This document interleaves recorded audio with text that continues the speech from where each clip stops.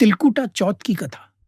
तिलकुटा चौथ का व्रत मुख्य रूप से सौभाग्य, संतान, सुख, पति की लंबी आयु और परिवार की खुशहाली के लिए रखा जाता है। यह व्रत कार्तिक या माघ मास में मनाया जाता है और इसमें तिल, सेसमी का विशेष महत्व होता है। प्राचीन समय की बात है।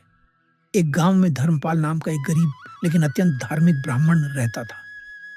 उसकी पत्नी सावित्री बहुत ही पतिव्रता और देवी देवताओं में गहरी आस्था रखने वाली स्त्री थी। दोनों निसंतान थे, जिस कारण वे अंदर से बहुत दुखी रहते थे। सावित्री प्रतिदिन भगवान शिव और माता पार्वती की पूजा करती थी। एक दिन गांव की वृद्धा ने उसे तिलकुटा चौथ का व्रत रखने की सलाह दी।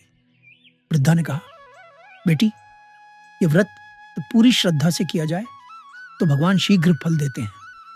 व्रत की विधि सावित्री ने संकल्प लिया और चौथ के दिन पूरे दिन निर्जला व्रत रखा, स्नान कर स्वच्छ वस्त्र पहने तो तिल, गुड़ और गेहूं से तिलकुटा बनाए। चंद्रमा को अर्घ्य दिया। शिव, पार्वती और गणेश जी की पूजा की रात को उसने कथा सुनी और गरीबों को तिलकुटा एक दान की। चमत्कारी फल। कुछ समय बाद सावित्री को संतान प्राप्ति का वरदान मिला। घर में सुख समृद्धि आने लगी। धर्मपाल का मान सम्मान बढ़ा।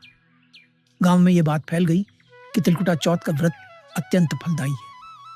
कथा का संदेश, जो स्त्री श्रद्धा, संयम और विश्वास से यह व्रत करती है, उसके घर से दरिद्रता दूर होती है, पति और परिवार पर कभी संकट नहीं आता। इसलिए आज भी यह व्रत श्रद्धा से किया जाता है।